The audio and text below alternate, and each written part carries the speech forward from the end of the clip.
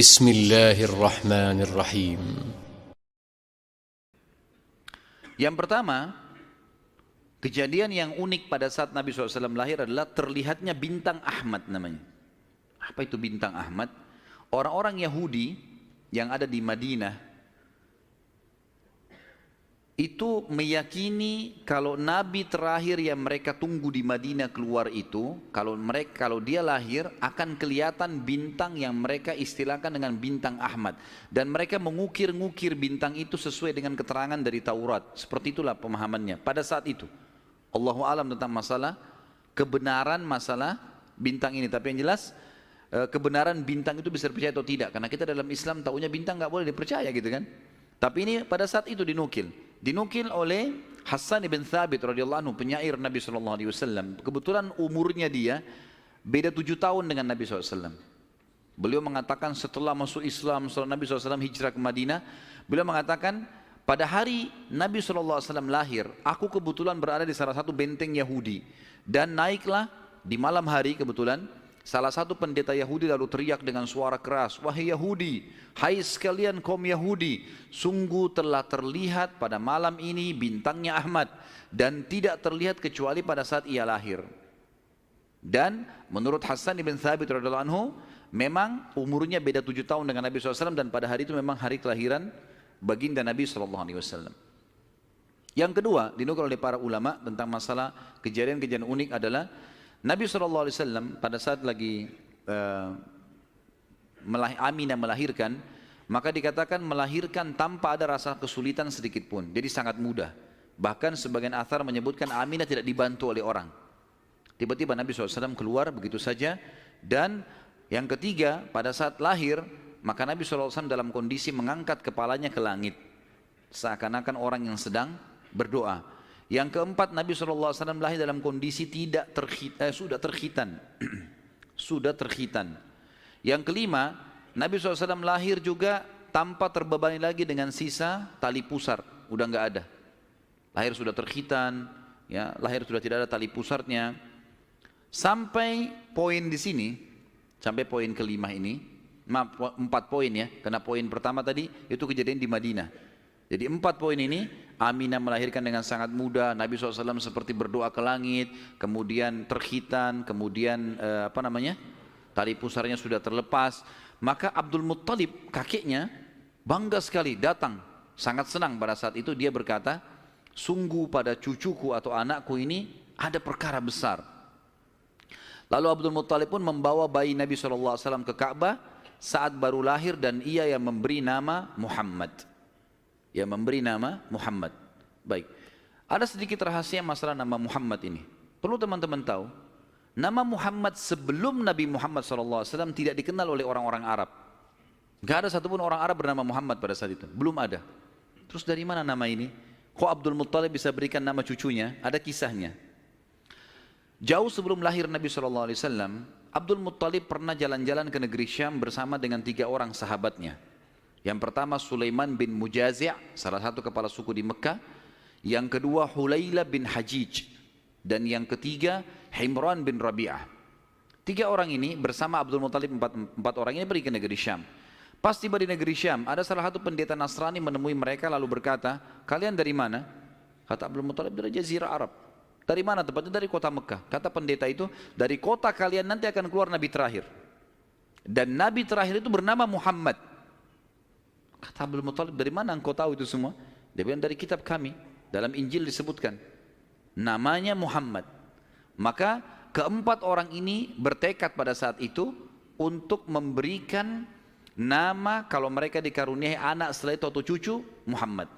Dan dari 4 orang ini, pada saat balik ke Mekah, orang yang pertama mendapatkan cucu laki-laki adalah Abdul Muttalib. Itulah Nabi Muhammad SAW. Maka dia pun mengangkat bayi Nabi SAW lalu keliling di dekat Ka'bah lalu mengatakan, "Anak ini memiliki perkara yang besar. Aku memberikan nama Muhammad. Aku memberikan nama Muhammad." Terus dia mengucapkan kalimat itu.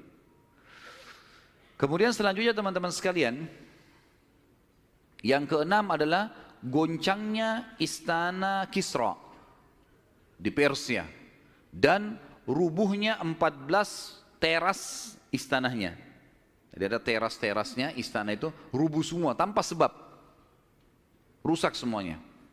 Pada saat melihat kejadian tersebut, Kisra sempat khawatir, lalu dia bertanya kepada para peramal-peramalnya lah, dukun-dukunnya segala, maka mereka pun menjawab, goncangnya istana disebabkan karena hari ini lahir seseorang nabi dan runtuhnya 14 teras ini menandakan terdapat 14 raja Persia, tinggal 14 orang saja.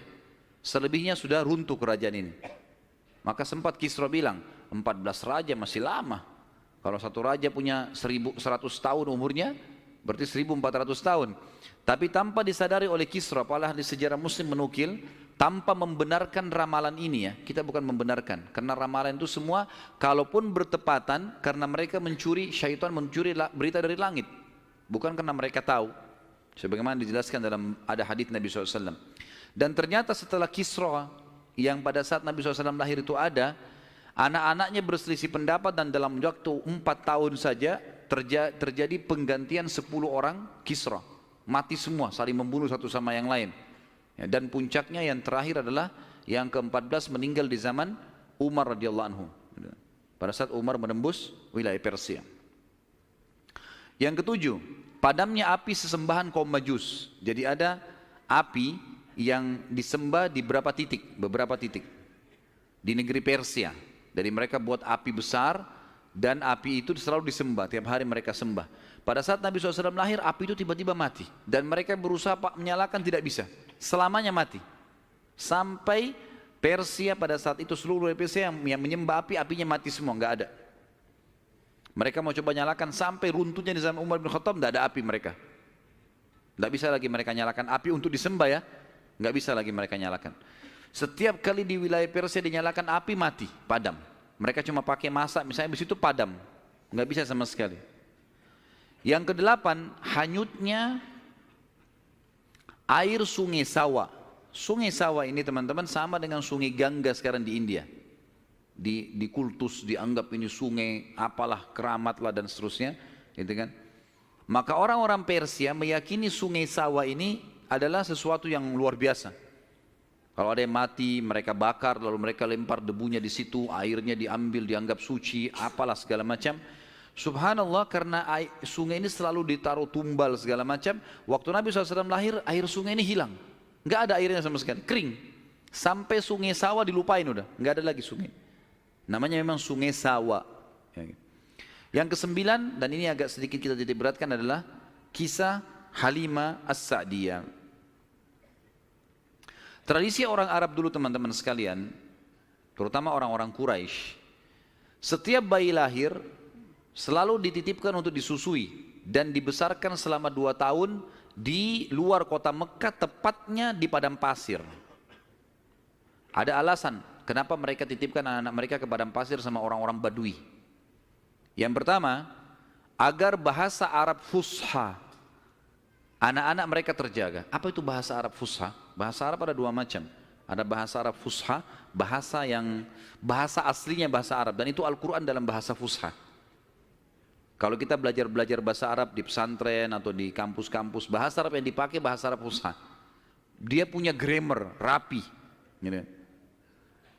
Ada bahasa Ammiyah, yang kedua, bahasa pasar.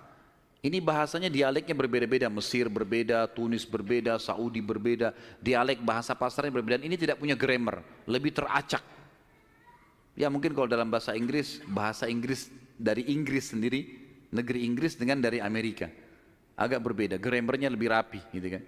Tapi kita tidak bahas masalah itu tentunya. Yang jelas orang-orang Quraisy untuk menjaga bahasa fusha, maka mereka menitipkan anak mereka ke Badui, karena orang Badui masih pakai bahasa fusha. Sementara penduduk asli Mekah pada saat itu sudah sering lalu-lalang jemaah haji. Jemaah haji ini dari berbagai wilayah. Makanya kita temukan bahasa Arab yang kalau tanda kutip ya, yang paling kacau itu bahasa Arabnya orang Mekah sampai hari ini. Karena bercampur baur antara bahasa Arab dengan bahasa Urdu dengan bahasa Indonesia, dengan campur-campur. Jadi kalau kita ngomong sama mereka itu nggak jelas kadang-kadang. Memang orang-orang Mekah dikenal begitu, karena memang campur baurnya jemaah haji ini. Karena mereka nggak bisa bahasa Arab, mereka pakai bahasanya. Jadi orang sana terpaksa belajar bahasa Persia, belajar bahasa Melayu, belajar macam-macam. Seperti itulah. Nah, dari zaman dulu memang orang-orang Quraisy sudah khawatir dengan itu, perubahan bahasa. Yang kedua, alasannya kenapa anak-anak mereka dititipkan di padang pasir, karena sisi kesehatan.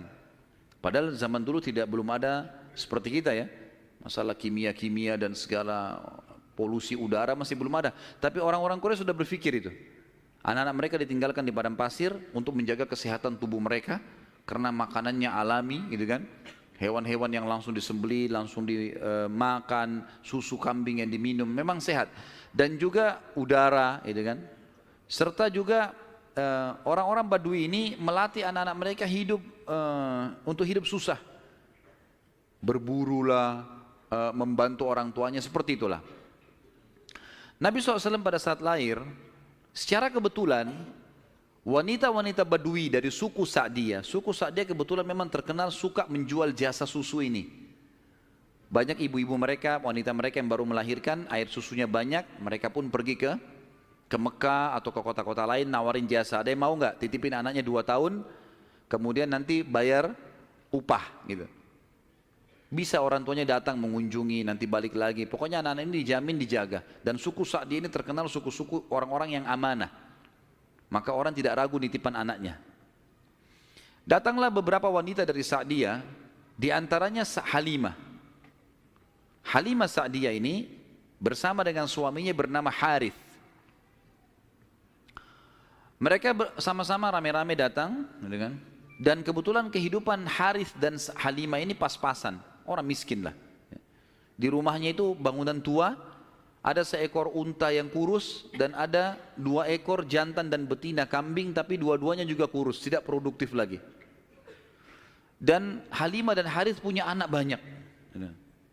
Mereka akhirnya mengadu nasib pergi ke Mekah. Saat tiba di Mekah, mereka kelilinglah nawarin jasa. Biasanya kalau sudah datang wanita-wanita ini, orang-orang ibu-ibu Mekah pada datang, nih tawarin anaknya dan seterusnya. Mereka keliling-keliling, semuanya menawarkan diri kepada orang-orang kaya karena akan dibayar. Dan pada saat mereka melewati Nabi SAW, mereka menolak. Karena pada saat itu mereka tahunya Nabi SAW tidak memiliki ayah. Abdullah meninggal waktu umur 6 bulan. Siapa yang mau tanggung nih? Abdul Muttalib waktu itu betul Raja Mekah, tapi Abdul Muttalib ini sibuk membiayai jemaah haji ya, dan memang tidak bisa. Intinya orang-orang perempuan-perempuan saat dia tidak mau menerima Nabi SAW. Semua bawa anak, mau pulang ke kampungnya, tinggal Halimah yang tidak dapat. Lalu suaminya bilang, si Harith, hai Halimah, coba seandainya kamu ambil anak yatim itu, siapa tahu baik buat kita. Maka Halimah pun mengatakan, baiklah, daripada kita pulang dengan tangan kosong, lebih baik kita ambil. Subhanallah, begitu Halimah pegang Nabi SAW, di situ terjadi keberkahan. Waktu datang ke Mekah, Halimah menunggangi keledainya kurus sekali dan selalu lambat di belakang, sampai teman-temannya Halimah kayak ngolok-ngolok, hai Halimah cepatlah, keledaimu melambatkan kami gitu. Dan keledai-keledai yang lain bisa 2 orang naikin, keledai Halimah nggak bisa, jadi Harith selalu megang saja talinya gitu. Waktu dia mengambil Nabi SAW, kejadian aneh yang pertama, yang unik, bukan aneh tapi unik ya, pada saat itu adalah keledainya Halimah tiba-tiba jadi kuat. Dan pada saat Halimah naik, karena tidak bisa dikontrol, maka Harith pun naik di atasnya, di keledai ini, dan larinya kencang sekali, ninggalin teman-temannya. Sampai teman-temannya Halimah bilang, hai Halimah, itu keledai tadi yang kamu pakai ke Mekah. Dia bilang, iya, tapi kita nggak bisa kontrol, ini lari kencang sekali keledainya. Lalu kemudian pada saat tiba di sana, Halimah memiliki tadi saya bilang seekor unta betina yang lemah. Tiba-tiba saja waktu tiba di rumah dilihat untanya gemuk. Ini baru 2-3 hari ditinggalkan, nggak ada yang urus, gemuk sekali untanya.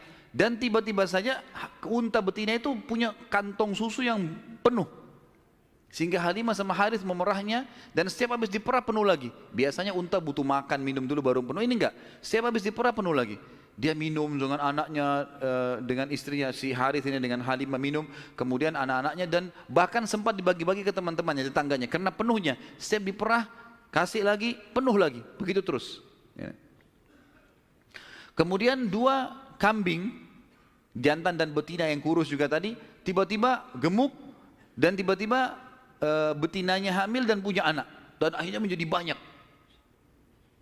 Karena banyak oleh Halimah dan Harith dijual lah beberapa ekor domba ini, dapat duit, dibeli unta jantan. Lalu diternak lagi unta jantan ini sama yang betina. Tiba-tiba saja punyanya Halimah ini domba dan unta ini menjadi banyak sekali. Dan Halimah serta Harith menjadi orang paling kaya di saat dia.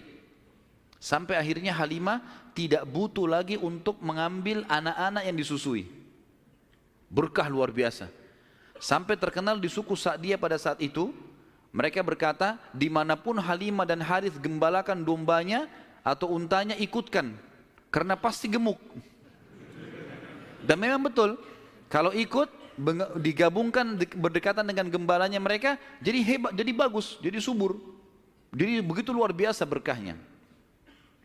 Halimah berkata, dinukil dalam buku-buku sejarah tentunya, Muhammad telah tumbuh tidak alami, bukan seperti anak-anak sebayahnya. Pada saat dia umur 2 tahun, perilakunya dan pemahamannya sudah seperti anak 6 tahun. Mudah diberikan penjelasan, tidak suka membuat marah, banyak hal-hal gitu. Saat tiba masa pengembalian, sudah umur 2 tahun, Halimah dan Harith pergi membawa Nabi SAW ke Mekah untuk dikembalikan pada Aminah, tapi mereka memohon-mohon, tolonglah hai Aminah, biarkanlah tinggal bersama kami. Anak ini kami akan jaga, lihat sehat Muhammad, gak ada masalah. Karena mereka lihat berkahnya.